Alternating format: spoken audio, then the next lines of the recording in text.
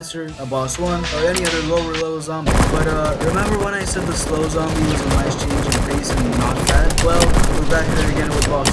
Because, again, he's not named slow boss, he's named boss 2. Why is every single that? Anyway, he has 1800 HP, moves slow, has a 75 resistance to bullets, and a 35 resistance to explosions. Next, we have the lava. The lava is basically the lava enemy from power battles, but way stronger. With his 350 HP, slow move speed, and 100% resistance to ice and fire, he's quite the opponent. However, there's a catch. Just like in tower battles, when the lava dies, it turns into stone and acts as a meat shield for other enemies to advance before getting taken down. Bro, that's so petrified he turned into stone. Next up, we have the hidden boss. The hidden boss is one of the more annoying enemies, as he's very tanky alongside his speed and very many numbers. But despite being such a tough enemy, he looks like one of those emo kids that wear black capes, 250 HP, and has 80% laser resistance. Next up, we have the slime boss. Just like in the popular game Minecraft, when the slime boss dies, it splits up into smaller slimes. While not threatening on its own, the bigger number of slime bosses can stack up to being more threatening. He has 1000 HP,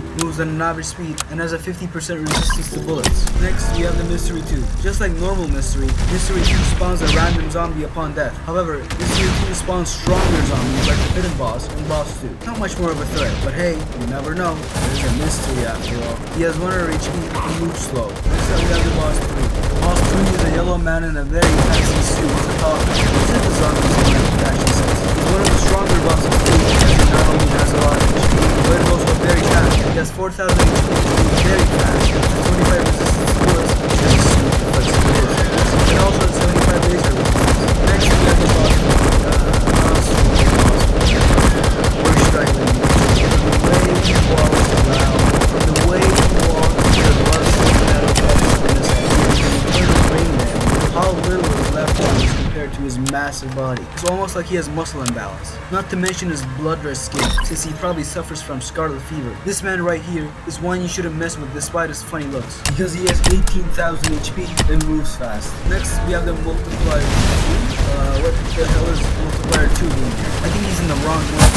Even Commander doesn't know who this guy is, since he thinks it's a type of mystery Dr. Xenon didn't tell him about. Well, at this point, everybody knows how multiplier 2 works, but I'll say his stats anyway. He has 100 HP, moves at an average speed, and has a 100% resistance to ice. Next up, we have the Necromancer boss.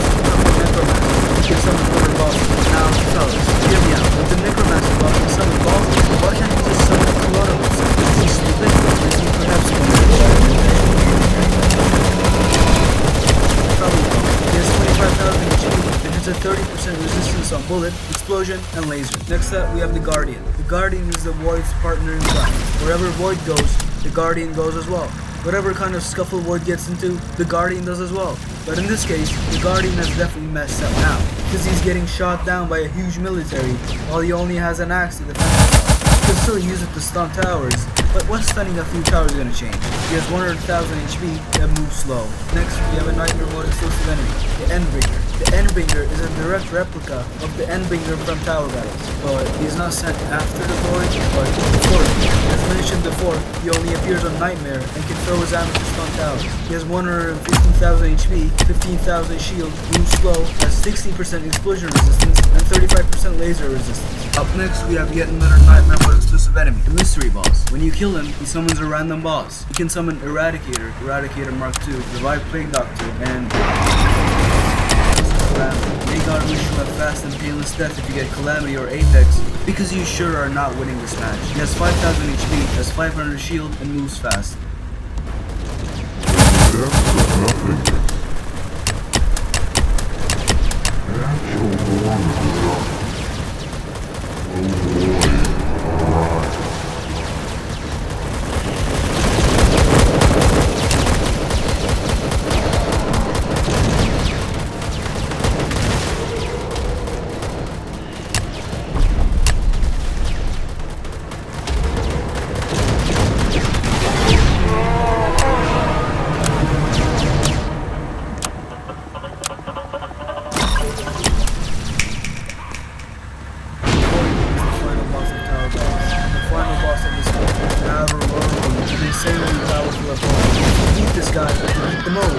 He also has many attacks to stop you from doing that. When he uses Raise the Void, his opening attack, Void hits a powerful shield, and he never shows the power of the match.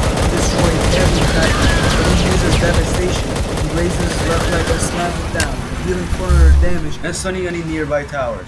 When he uses his ability, Anomalous Army, he spawns multiple Mystery 2s, hidden bosses, and various other spawns. When he uses Astral Barrage, the Void sends a shower of purple flame meteors down onto the towers, dealing damage from between 500 up to 1000 per meteor. When he uses Corruption, he turns several towers in its attack radius against your towers, making your own towers attack other towers. If more than one warship is placed down, Void uses Telekinesis, in which he starts levitating off the ground while levitating the warships as well, and comes crashing down while destroying the levitated warships. Upon dying, he lets out a pain roar, just like in tower battles, and falls down to the ground into his inevitable death. Alright, so since the enemies are coming, let's take a look at the waves as well.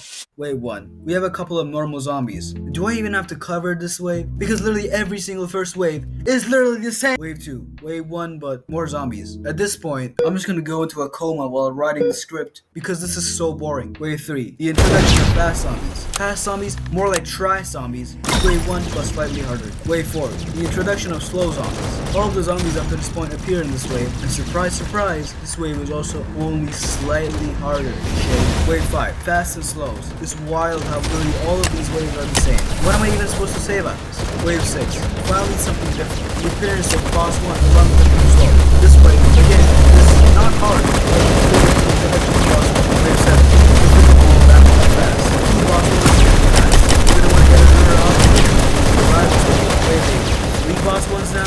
Bro is bringing his whole squad. This wave still isn't hard because all you need to do is simply upgrade your operators. Wave 9. The appearance of Necromancer and 2 boss 1s. The Necromancer can be quite annoying as it spawns constant zombies and hides behind the 2 bosses. The best thing to do is simply set your towers to last so that it can kill the Necromancer before you die. Wave 10. The appearance of Hiddens. Hiddens don't pose much of a threat at all, and the only way you would lose in this wave is if you're dumb. Wave 11. A lot of regular zombies and 2 Necromancers. Wave 9. The incarnation of Double.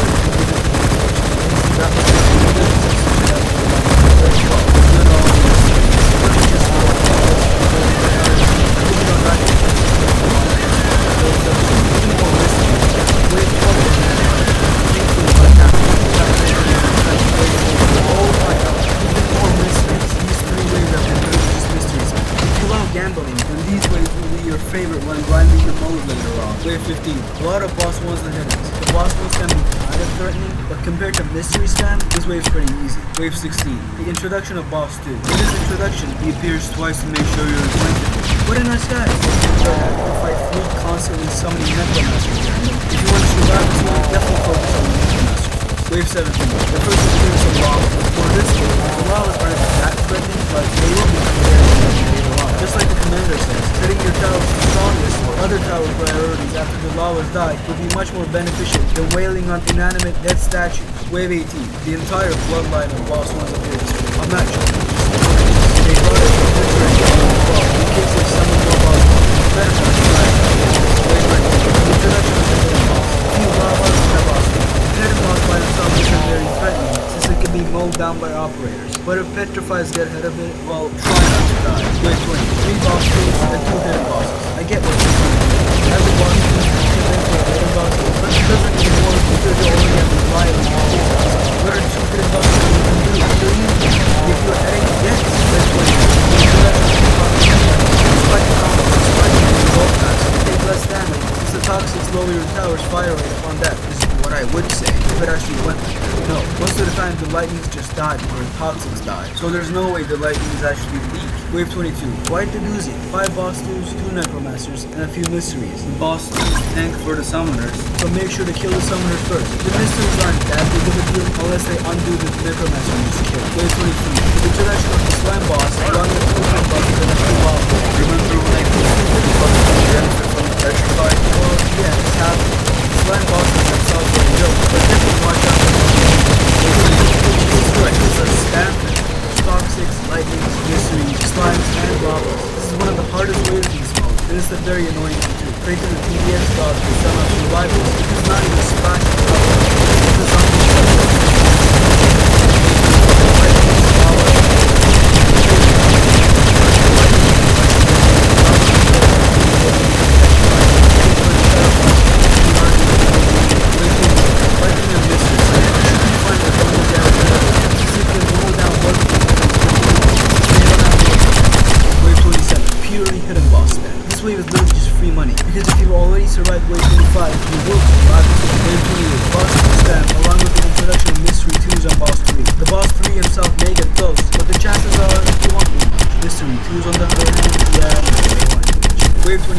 lightnings, mystery 2s, and 3 boss 3s. While this doesn't look like the toughest wave, it is, because boss 3s in general are quite threatening. Wave 30. Now, this wave is genuinely quite difficult. The introduction of the boss 4, toxic spam, boss 2s, and loss of boss 3s. You're screwed as the boss 3s will most likely use boss 4 to tank and leak. These fancy suited runners, man. Wave 31. If you thought the previous wave was hard, take a look at this one. 4 necromasters, couple of boss 2s, and a lot of boss 3s. It's like a live marathon out in here. Wave 32. If you thought the previous wave was hard, take a look at this wave. Even more boss 3s and multiplier 2s. Now, if that isn't a downright disgusting combination, then I don't know what is. A couple of mystery 2s are in there too, but who cares? Wave 33. If every wave had a name, this wave's name would be Definitive Summoner Wave, because this wave introduces the Necromancer boss, a boss so strong it can summon other insanely strong bosses like boss 4s and boss 3s, not to mention the unholy amount of mystery stack, along with other Necromancers. This wave's quite a challenge. Wave 34.